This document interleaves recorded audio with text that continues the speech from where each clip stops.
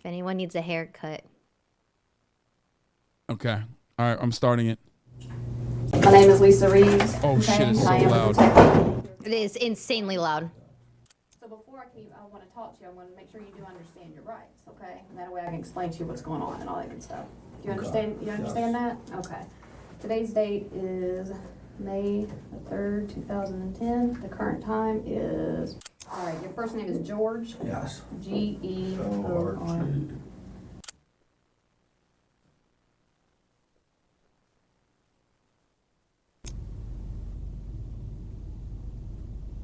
It's a Christmas miracle that we have JCS reacts again. I didn't. There's no I'm sad that it's gonna end soon. Damn, they just. way.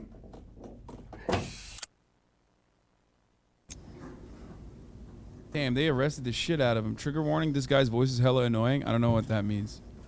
Why did you guys come in and say you were searching for an assault? I never said anything about an assault.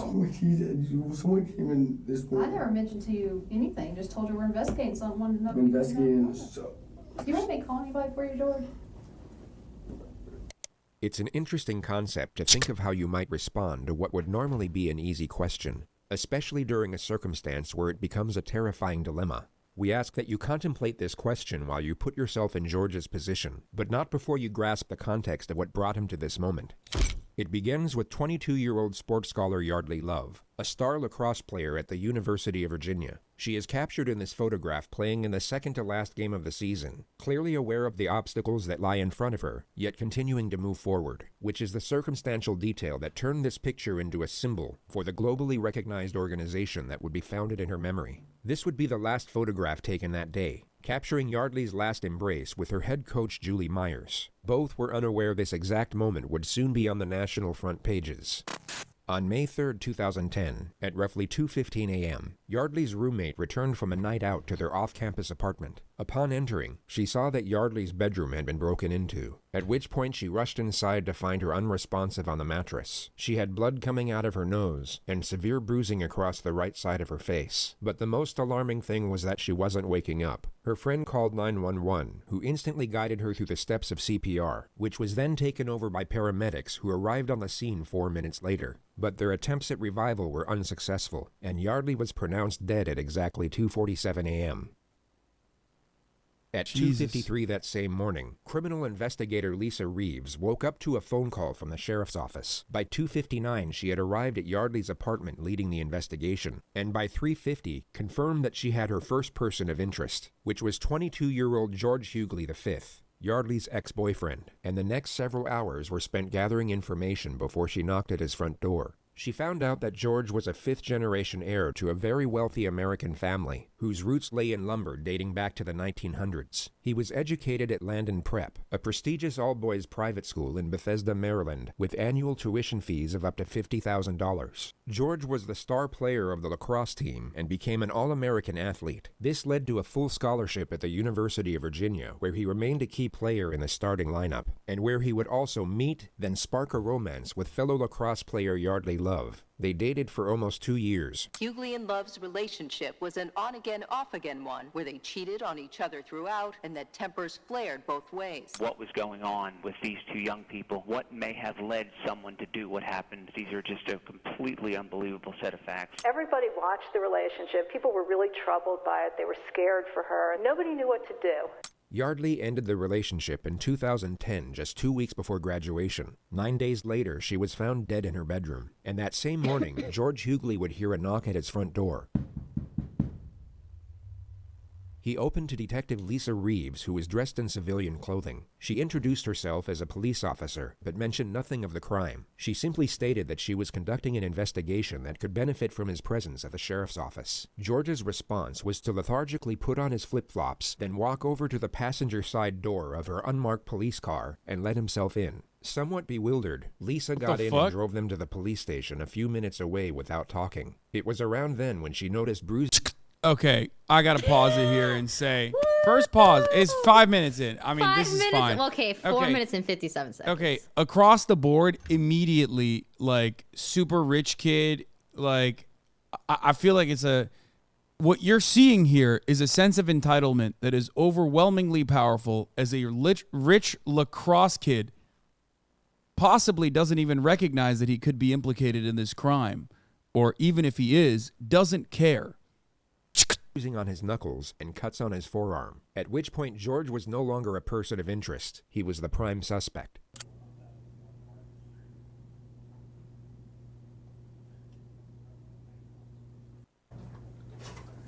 All right. Did you say you did want water, didn't you? I know I introduced myself to you at your house, but my name is Lisa Reeves. Today's date is May the 3rd, 2010. The current time is, I can't tell on that one, 7:52. My drama papers too. What's that? My drama's papers still right now. All right, your first name is George? Yes. Right away, you'll come to notice that George is oblivious to the gravity of the situation, and it would be very safe to assume that he at this moment is unaware that Yeardley has died. He seems to believe that he's in as much trouble as he would be sitting in a principal's office, perhaps for getting in a fight at class or on the lacrosse field, and the sooner he provides a sanitized version of the truth, the sooner he'll get to go home. This, of course, ties in perfectly with the interrogator's opening strategy, which we've labeled warmth for the sake of this video. She will downplay the severity of his situation to a considerable degree, while maintaining a friendly temperament with a sympathetic undertone. She needs the suspect to feel safe and secure for the time being, as the less cautious he is, the more information he's likely to give away. Then as soon as he locks himself into one particular storyline, the pressure can commence, which often leads to a suspect being laden with panic and contradictions. I'm gonna pause again and say that there ain't no fucking way this dude was writing his own drama paper.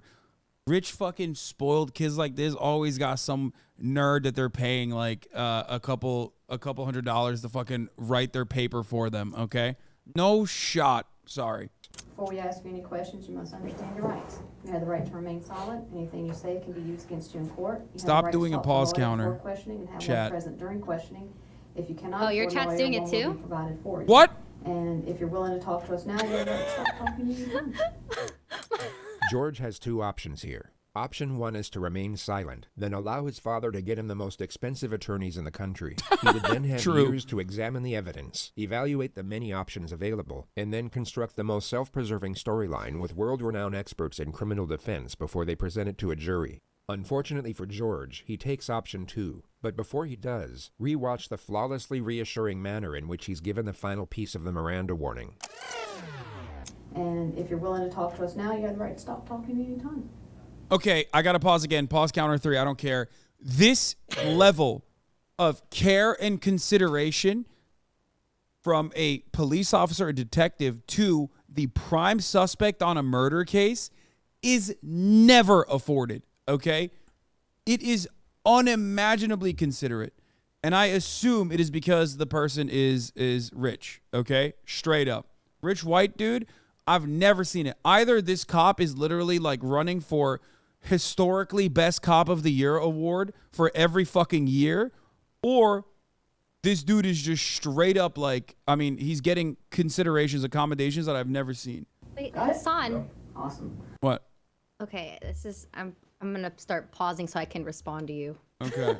But I'm pretty sure it's a tactic to get them to, you know, say certain things and trap them into a certain storyline. No, right? I understand that for sure. But ultimately, a big part of like developing a case in many instances, regardless of the warmth that they're demonstrating, is by trying to get them to talk. And oftentimes, like cops will do the, oh, we can get an attorney for you, but never the second part where it's like, oh, we're gonna be, I'm gonna be extra considerate and tell you like we don't have to talk to you if you say you need your lawyer. How many times have you and myself separately, independently watched JCS videos where cops will literally fucking be like, oh yeah, you want a lawyer? Okay, no, all right, well, you still should talk to us. You still should talk to us. You still should talk to us. I've seen so much rougher interrogation conditions, even if they are also being positive and warm towards the suspect. I've seen infinitely worse structured interrogations where they just basically, like the suspect will ask for a lawyer and they'll still continue asking questions. Anyway. White But privilege. maybe you're right. White and rich. Maybe you're right. Maybe you're right. Let's Need your watch. Oh, sorry. signature there, that you understand. Okay, the that rights counts as a pause. No, it doesn't. And are willing to talk to us. And the time now is 7:53. All right. Let's kind of start. I'm going to kind of ask you some questions, and like I said, we'll explain things a little bit later. Tell me about your day yesterday. Played golf with our parents. It was a father-son. Good event. I went to dinner with my dad and my two buddies, and then Oh God, this went guy home, sounds like such a went to the douche. bar for a little while. Oh God, I hate him. Then I already went hate him over so much. To talk to Yeardley, and Who's Yeardley? Yeardley is my former girlfriend, Okay. which this whole thing's about, which I understand, but George has now What? initiated the investigative subject matter himself. It's the perfect opening scenario for the interrogator because she's given nothing away, making it more likely for him to reveal details that will contradict the evidence. when I went over to talk to Yeardley, He sounds like Blastoise. I can't unhear it. No, he doesn't. That's an insult to Blau. He sounds like this sometimes. He's such a No, this does not sound like Blau. yes. Blau literally sounds like this sometimes, where he's like, "Oh, I can't wait to hit the pow." And Yardley that's what slept he's with doing, another like his lacrosse surfer player from boy North voice. Carolina the week before, which is what he just referred to. And she was already like, oh, like freaking out. Like, you know, you can't come in, you can't come in. And I was like, I'm like just trying to talk to you. The investigation team obviously had no way of knowing this, and George has now confessed to the crime of second-degree trespass. More importantly, however, he's just confessed to initiating the supposed confrontation. He Yeah, now what the can't fuck? say that he was It's so like I broke in. misled I by the broke into my situation. girlfriend, He my knowingly dead girlfriend's stepped into it, house. and the critical fact he can actually recognize and remember this will be used against him repeatedly in the future. That's insane. And like, she like started being like getting like all like, you know, like really like defensive. She was So I already, fucking like, on killed the her. defensive edge. It was Yeah, crazy. like- And like I was like, Totally. listen, I'm not here to like, I'm just here to talk to you. And she like got all like sat up. Like, her bed's against the wall. Like if it was in this corner, she was like up against the wall, and I was like we were sitting there talking, and like she started being like you know like. Getting, Okay, we like, need a light all counter. Aggressive. Okay, it's 1,000,000 already. After this, and so I was like, all right, like chill out, like, and shook her a little bit. So just to recount what George said over the last 47 seconds, Yeardley was defensive. While being in a defensive state, she backed up against the wall. She then became aggressive. George's response to this supposed aggression was to initiate physical contact. And she started being like freaking out, and I was like, listen, I'm not like here to do anything. I'm here to talk to you. What the fuck? about Why would you think everything that? That's ensued in the past week, and she was like, and like sort of like being like, no, like hitting her head, like stop, like she was in the corner, I was sitting on the bed, I was like, stop, like I was like, Yeardley, like what the hell, like we were just gonna talk. So let's go back Oh, half I a minute hate and him dissect so what actually much. just happened there. And so I was like, all right, like chill out, like, and shook her a little bit. He will now say the words, and she started being like, then simultaneously mimic a body colliding with the wall. He will then stop himself mid-thought and subtly modify the detail. And she started being like freaking out, and I was like, listen. And she started being like freaking out. Oh, good He goes catch. from illustrating Yeardley hitting the wall to, as he states, freaking out. And He seems to realize mid-sentence this isn't the best way to explain her injuries, so he changes the detail to buy himself time. And she started being like freaking out, and I was like, listen, I'm not like here to do anything. I'm here to talk to you. He carefully shifts the topic from Yeardley to himself and keeps it there for 8 seconds before attempting to re-explain what occurred in a more self-preserving manner. And she was like, and like sort of like being like, no, like hitting her head, like. No jury on the planet will believe that Yeardley was voluntarily slamming her head against the wall with enough force to cause fatal brain damage. All George has done here is give away the fact that Yeah. he knows Yeardley has sustained some type of head injury and now lied on By record the way, about a how brilliant, it was inflicted. brilliant detective work, just letting this idiot What the hell, speak. like, we I were mean, just actually. talk, and like, it was not at all like a good conversation because Oh yeah, she was already like because I was slamming her head against the wall. Seen me there. Okay. What happened next? What happened next? And she just kept hitting her head against the wall while she was sitting on the bed. And I was like, I grabbed her and I like shook her. I was like, stop! Like we need to like, and looked at her. I was like, we need to like talk about this. And like, I mean, I was holding her arms and stuff, but like I never struck her. I never like What? hit her like in the face. What the or fuck? anything. Why is I he was, saying that? Keep talking. She was so like, oh, I mean, what's the word? Like, you know, like flop. This motherfucker. What is he saying? This motherfucker has. He's insane. This is like levels of self-report that I have never seen before. He just straight up, like, sometimes we'll watch a psychopath get interviewed by a detective and interrogated by a detective. And I mean an interview because they want the detective to know what they did. They're proud of it. This guy is just so profoundly stupid that he basically said he did the murder and then thought he could get away with it by saying, I just like thought the visor off and I definitely didn't do the murder.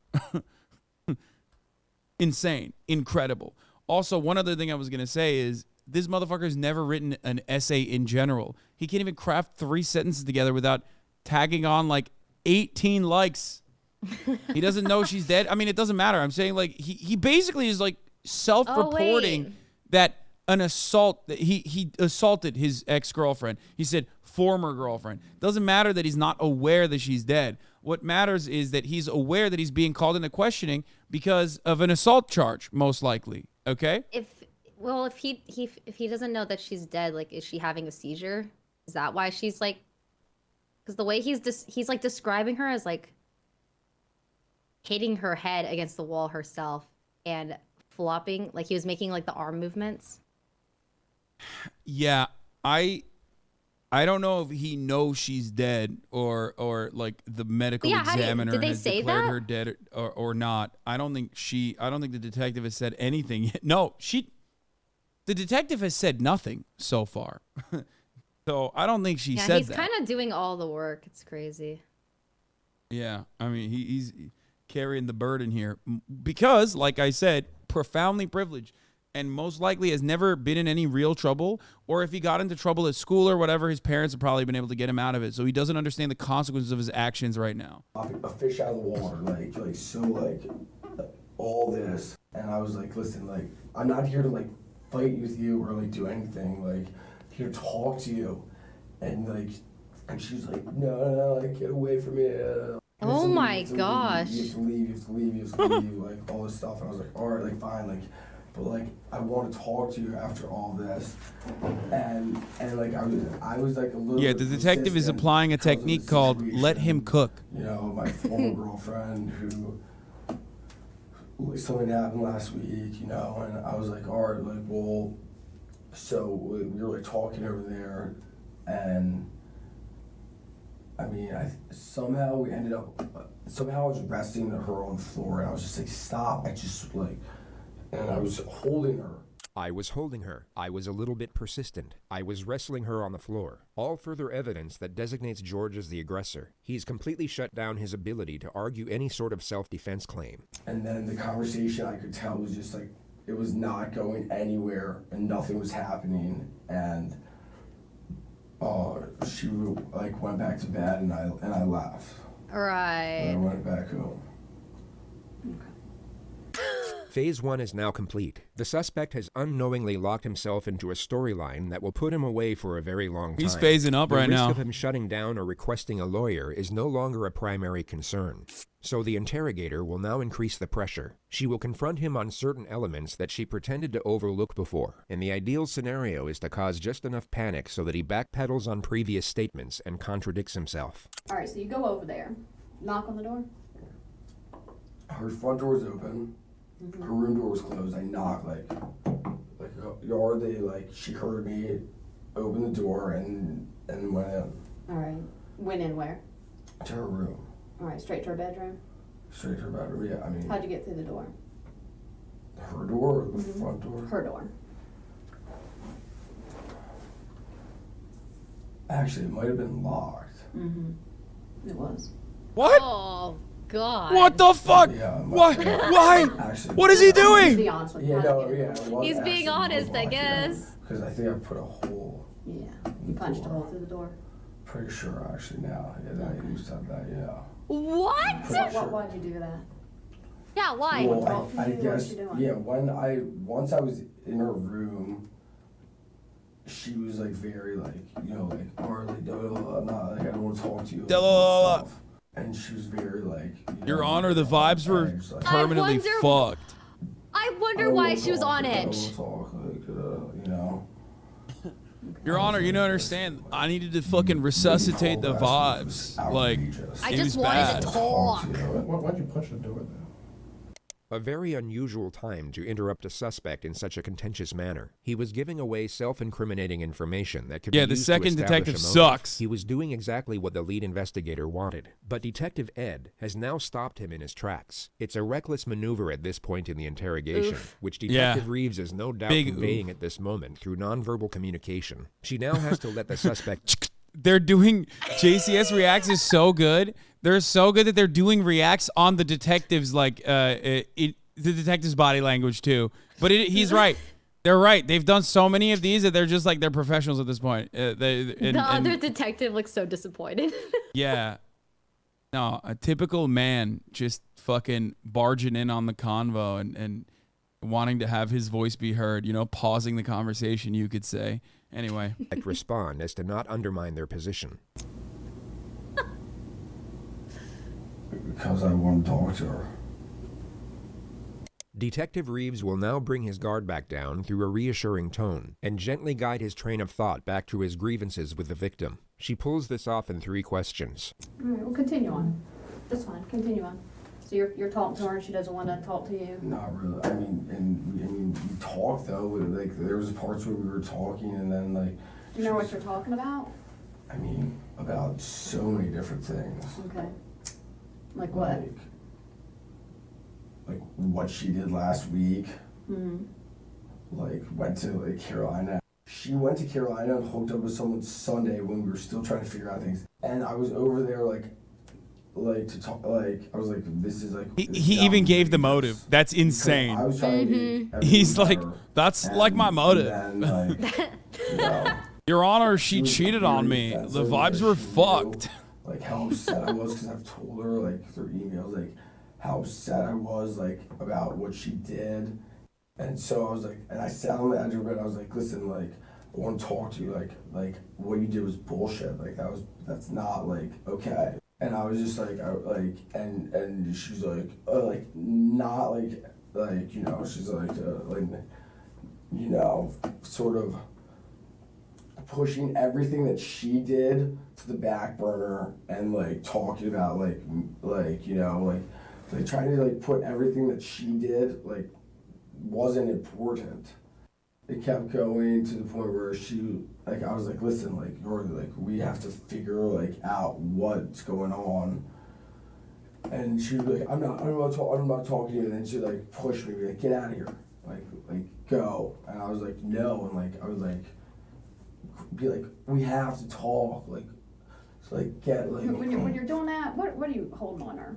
on her arms, On her arms, like maybe up here. like shoulders, yeah, Shoulders. like be like come on, like and that's when she was like wiggle and like be like get away and like like hide get in the corner, like really like What the fuck? aggressive, like defensively almost. Even his like the way he's And- describing it, like and he then would I- still and then she get ended- I think she was punishment back in for bed, assault and I at this left, and I'm point. like, this is Yeah. not going anywhere. How'd she get back in bed? We were like wrestling and we stood up and I tossed her, I pushed her onto the bed. I was like, go to bed. Tossed Like, her onto I was the hoping to bed. get her. Did you touch her neck area at all? Did you choke her at one point? Oh my I god. may have grabbed her. Oh a my little bit by god. the neck Oh when come, we were, like- dude. But I never like strangled her. Okay. But I mean, during the whole like commotion, I might have grabbed her neck, but I never was like strangling her. Okay. More detail that was unknown to the investigation. The fact that he grabbed her neck can now be used as evidence. It paints a more frightening picture of the incident with relation to the suspect's He aggression is going toward to the victim. super jail. This was an Oh my extremely God. damaging revelation for Super George's jail. defense. The discussion moves to the moment he left, and George admits that he took Yeardley's laptop. Why'd you grab her laptop? What? Because I was so pissed that she wouldn't talk to me. I was like, I don't know. I like took it almost as like collateral, I guess. I don't know. It's not. His dad's reasonable lumber yard did logic, not produce but- enough wood to get this guy out of jail. I can tell you that. Did you take anything There's else? no besides the shot. laptop? Nothing. No. He stole her laptop? What So the when fuck? when you left out of there, I mean, you saw that she was bleeding on her nose. She's now about to ask a question with the same implication for a second time. Notice what occurred the first time. Did you go back and check on her at any point? No, I did not. Okay. Did you try to call rescue or anything to make sure she's all right? No, I did not. No. Why?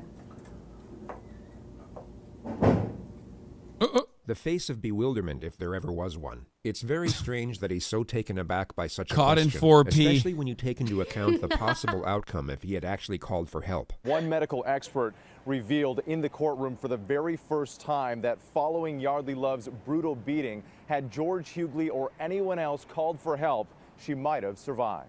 I didn't think it was like. I didn't think that she was like in need of like going to the emergency room. She just got. I mean, like. What do you think that? I don't know. I mean, I don't. Didn't you say when you were, and correct me if I'm wrong, when you were shaking her, her head was hitting the wall? Well, that was in the beginning. That was initially when I walked in. Like she was like up in the corner, like saying, get out of here, like like this. Mm-hmm. Like, At any time when you were shaking her, did her head bang the wall? Put yourself in George's position and imagine Yeardley had in fact self-inflicted her injuries. You would perhaps say something along the lines of, absolutely not. I wasn't hitting her against the wall, but like, Dude, she's, what like, the sitting fuck? there in the corner of like, if it were like, Oh, like no, this, no, Oh my- totally, like, wait. This I'd guy's be so like, stupid. Maybe he like, literally what the did not fuck is that realize about? that she Like, was that's actually such in need bullshit of, that you like do that, like, emergency Yeah. help. like, bullshit This guy's move, like, pretty what- dumb. what, like like everyone like hitting her, like, what are you like doing, like that, like. Okay. She has a pretty good knot on her head. That's why I'm asking how you can explain how that would have happened. I mean, I don't even know when a knot. Mm-hmm. I mean, Like on the side of her head, she's been hit pretty good right there. So I'm just trying to figure out, did you hit her with something? no, Was that no, her head into the wall? never touched her or struck her or anything. Well, you touched her. You had your hands on her. I said never struck her. Okay. So you Oh my I'm gonna go through this gosh. one more time, make sure we're on the same page. So you're pretty pissed at her from a week ago for sending you text messages. Do you have those text messages where she says she, as you put it, fucked somebody? I actually might have those. Yeah. All right, you got your phone with you? Yeah. And let's pull it out and scroll through it. Let's see if we can see those. He The thinks next this moment is. fascinating because it symbolizes He thinks he's pulling this out because he thinks this is gonna help him. Like, probably. I assume he thinks like, oh well, like obviously that's why I went over to confront her and like was shaking her. You know what I mean? Like, but meanwhile she's like establishing motive. I think how he drastically thinks. Sorry, go ahead. What did you say? You I think he he thinks that like saying like, oh, she cheated last week is like justifiable in his actions. Yeah, no, that's I think he doesn't realize he's in trouble. That's how dumb this man is. yeah, exactly. change. That The interrogator second will pause doesn't invade his count. personal Yeah, that space to counts. make sure That's he's 2 not extra deleting pauses. No, I was anything from doing his it. phone. It was a courtesy Soon after pause. that, she will take the phone out of his hand and place it on the table. Actions that would be completely unacceptable in almost any other circumstance.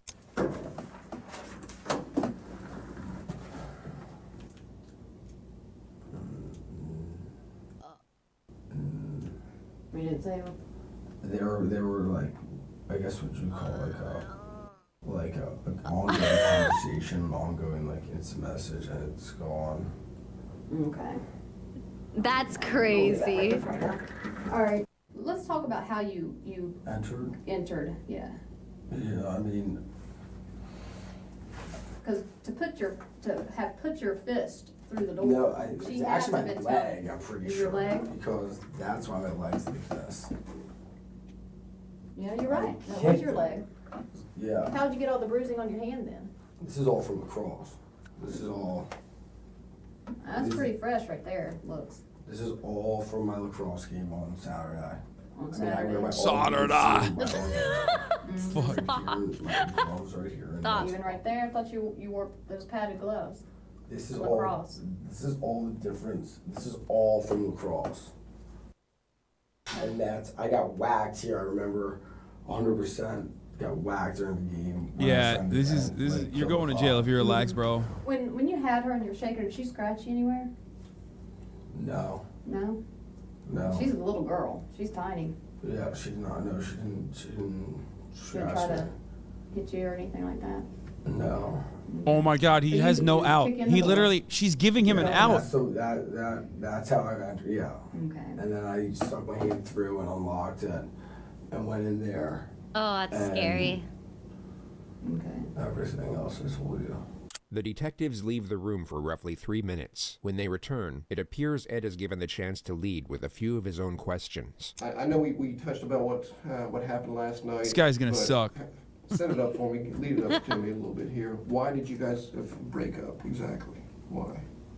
Why? Yeah. Well, we are not from the same area. Right. Oh, okay. And I'm going, or she wants me to New York, and I'm not exactly sure what I'm doing yet, but I'd like to move to San Francisco. Why'd you take her computer? I don't know. I have no idea. There's maybe because there's evidence on the computer, emails that you sent No, her? there's no. I mean, you can find. Oh, literally that's all the terrible. emails and everything back and forth.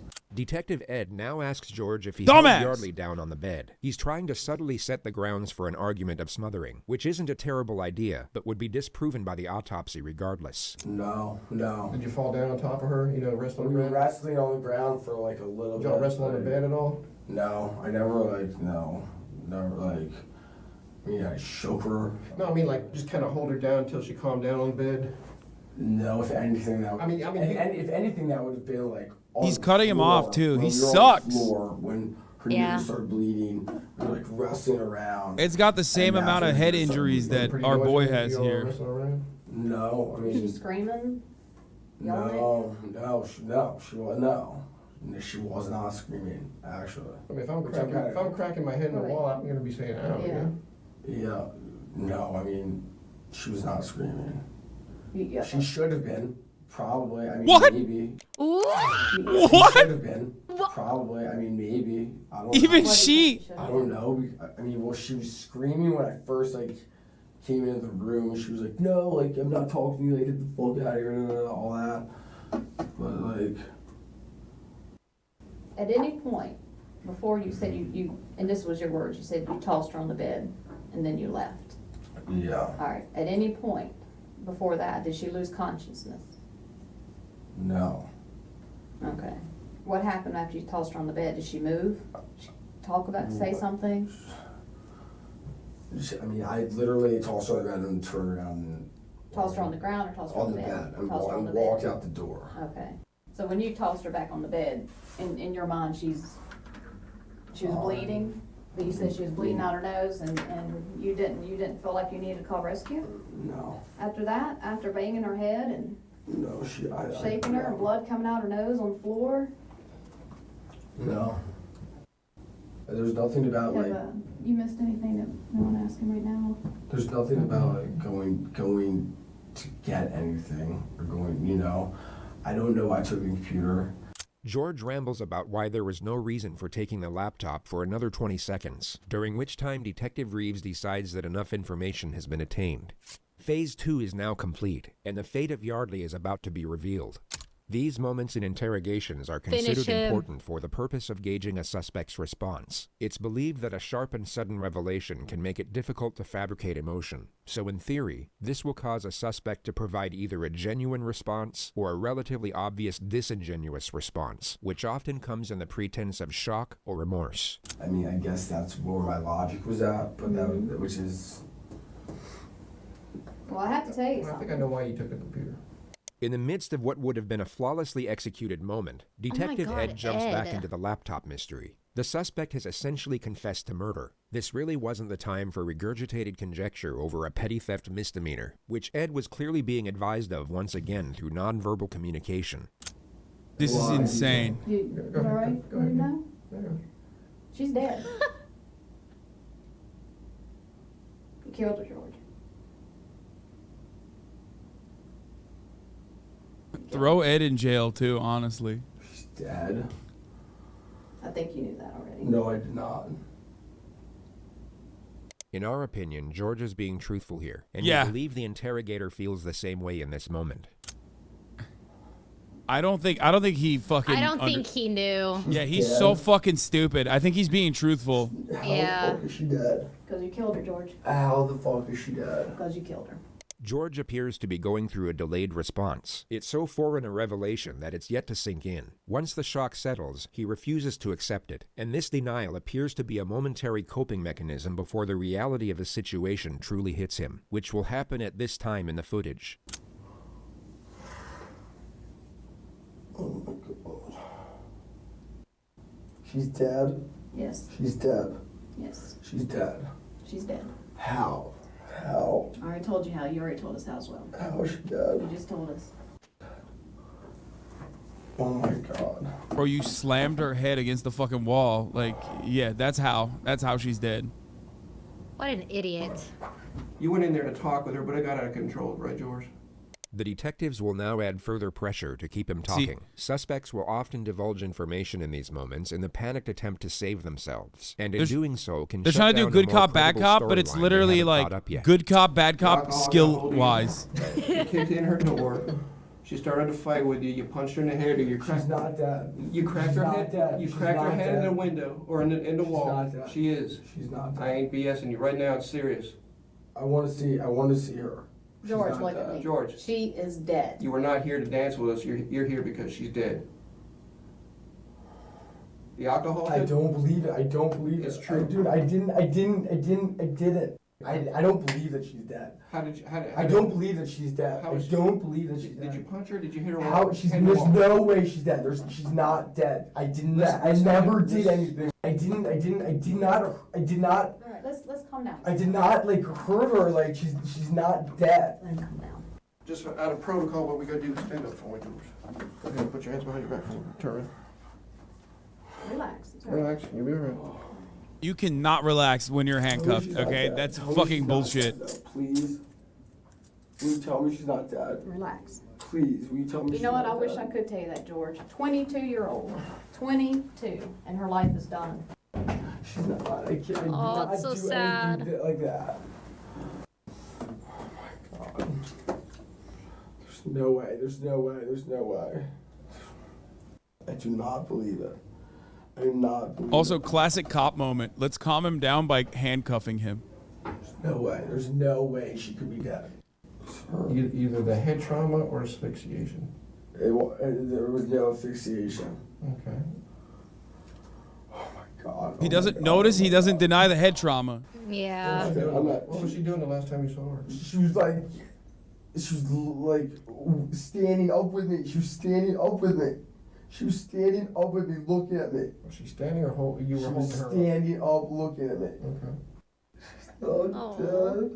I know she's not dead. I know 100 million% she's not dead. I did. She cannot be dead. I know it got out of hand, George. No, it didn't.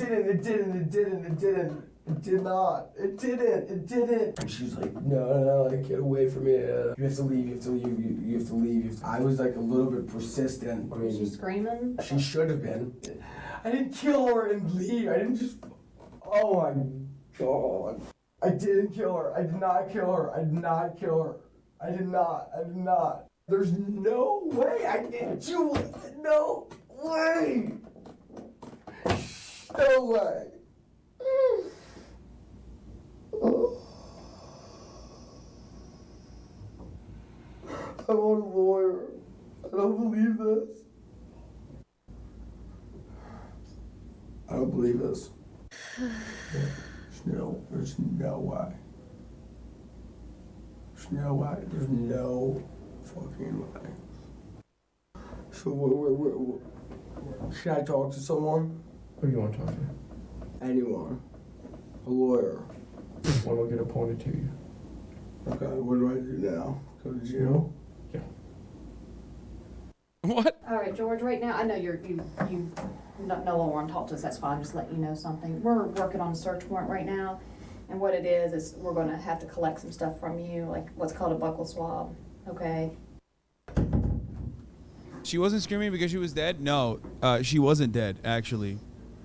Like, that's kind of an important part of this, is that if he had called 911, she would have survived. For an assault. I never said anything about an assault. Someone She could have been saved, but she I probably don't was like have to do anything, so just tell severely them we're concussed and investigating having someone. internal bleeding Do you want me to call anybody for you, George? from the head trauma.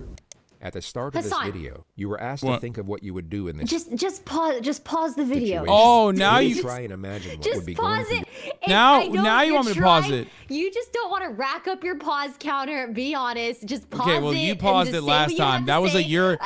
you paused it, and then I accidentally unpaused it. So that was you. You paused Well, it. because I can't hear, and also I can't hear you either. And just pause it. If you want to say something, just pause it. Okay, well, All right. And also, every time you talk, that's an extra pause for your that's counter. great. Okay, we're just like making an rules extra up as we 5. go along. That's bullshit. Anyway, we're gonna rewind 10 seconds. And what were you saying? And I don't even remember what I was saying, so it doesn't even matter because you just kind of cut me off there a little bit. It's fine, but I'm sorry. I'm so sorry for interrupting you. no, it's okay. But yes, no, I do like pausing. Okay.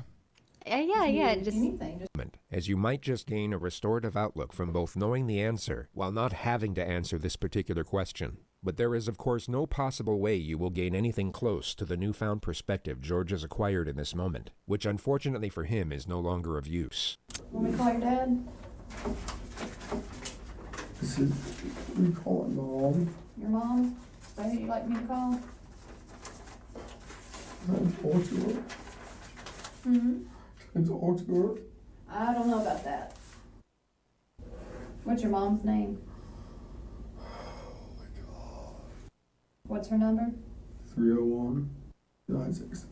Okay. How? Did you want me to call your dad?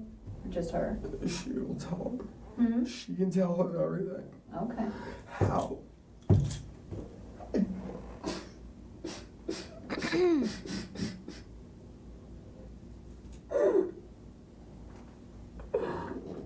I don't believe it. How is she? There's no way she's gonna be dead. There's no way. Calm down. There's no way. There's no I guy legit is believe. so I believe it. stupid. Like I think he's just a fucking idiot. I mean, he's abusive. He's a murderer, and I legitimately believe that he did not think he murdered her Yeah, I until think this he's- moment. so stupid. He's insanely dumb. George, go ahead, put your foot down. Oh my god. Yep. These next few moments are a turning point. The leg irons seem to initiate a shift in his constitution, and his denial will completely cease from this point forward. He will continue to ask why and how, but he will no longer reject the severity of what is happening. Oh my god.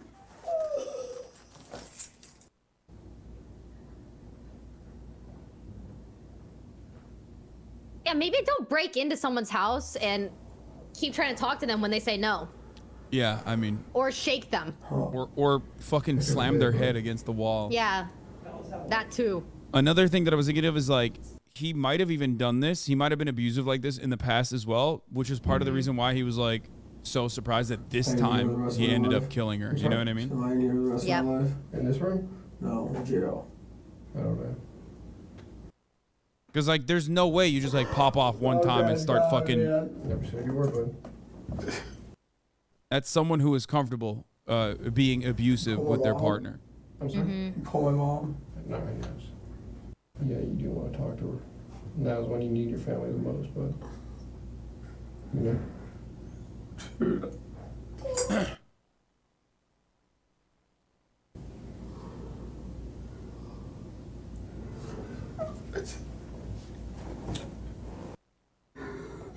Didn't even. Also wild. I don't feel like. Oh, I was gonna say I feel like he has no remorse, but George I guess was he taken does. to the regional jail soon was after so this moment. He would go on sad. to plead not guilty to murder and was held without bond for almost 2 years awaiting trial. It began on February 6, 2012. Well, testimony is now underway in the murder trial of the former UVA lacrosse player accused of killing his ex-girlfriend. For the first time. I'm gonna pause again. You know, they never use fucking bad photos in these situations too. Like they always use like a good photo, like a vanity photo, when it's like a rich kid like this. You know what I mean? Always. We have video of Hughley as he was led into the courtroom. Contrary to his appearance in the days that followed his arrest for the murder of 22-year-old Yeardley Love, he appeared pale, frail, and gaunt. The prosecution presented a case that Hughley went to Love's apartment that night, busted through her bedroom door, and in some way struck her, causing blunt force trauma, which led to her death. We've also learned that on that night, George Hughley was exchanging what were described as playful text messages with 3 other women. Those messages continued late into the night and even after the alleged attack. Throughout this trial, Hughley has sat expressionless, Ew. almost stoic at the defense table. All of that. And this motherfucker was like already trying to move on, and oh my god, bro. Okay, listen. Well, they were both cheating on each other. Like Okay, he literally acted on his emotions, and it's like big baby when he doesn't get his way, but he's such a I know, hypocrite. I'm but so but mad. you don't just abusive relationships develop over the course of a long period of time, oftentimes, and it ends up piling on top of one another. It's like here and there. First, it's yelling.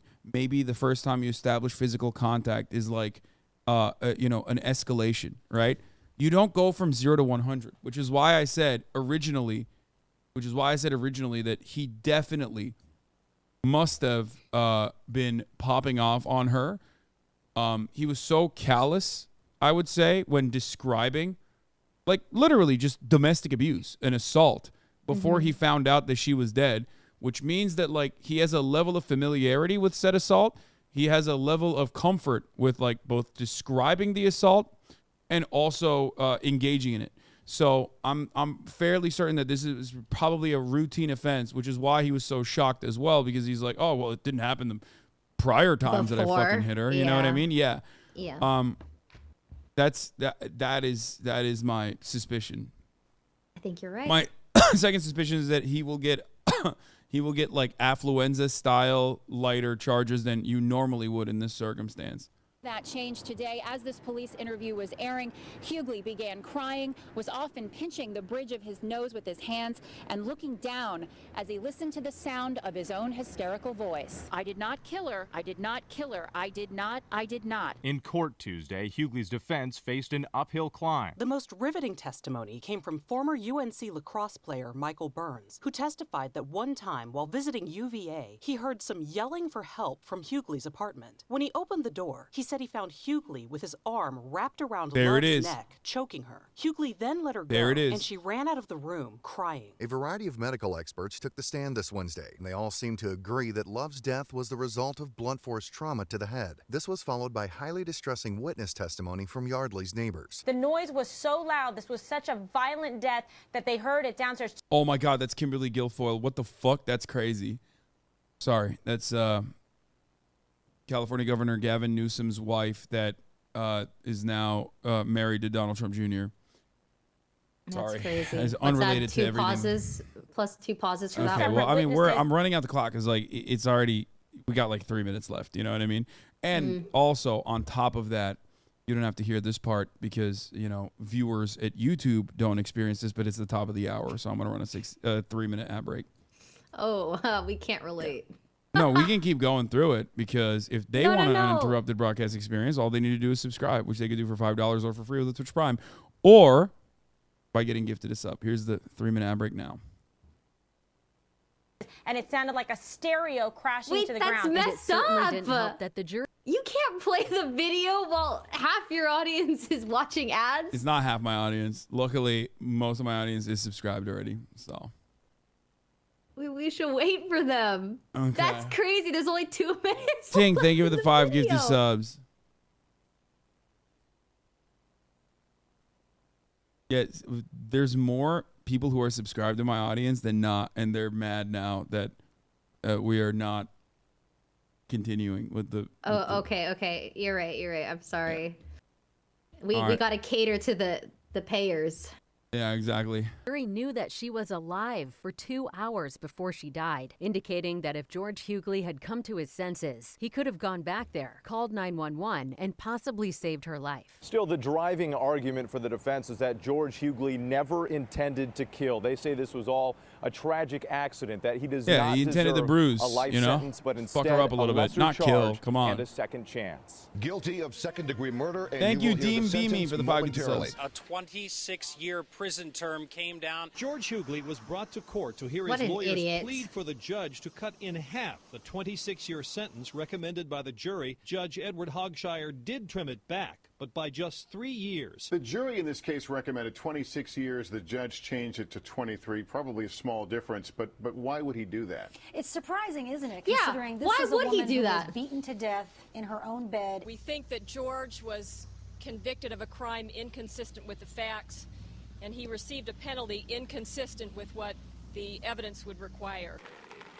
There are no winners in this case. With credit for the time that George Hughley has already served in jail, and if he gets time off for good behavior, he could be out in 18 years. And the family for Yeardley Love has put out this statement saying, "We find no joy in other sorrow. We are relieved to put this chapter behind us."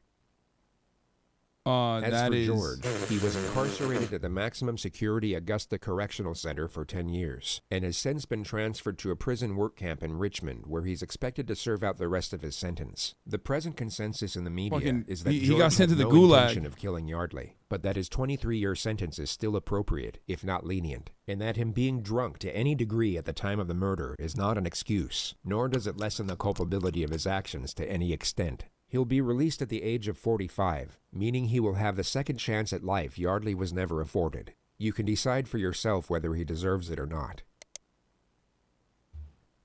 A comforting prospect to this tragedy is the nonprofit. I mean, he got hit with a the decent One Love Foundation penalty, carries which extremely is surprising. important messages, both on social psychology and preventative education. I did not think that he would Their get. website will be linked in the description of this video. I thought he would get less than that. I thought he would get less than that. There have been instances of like sexual assault, especially where like a person of that background will end up, you know, having their sentence reduced dramatically. For sure. Also, Ray, Carl is in the building right now. Carl Jacobs is Hello, here. Carl. Hi, Ray. It's me, Carl. Can you hear me? Wait, is that Carl? It's me, Ray.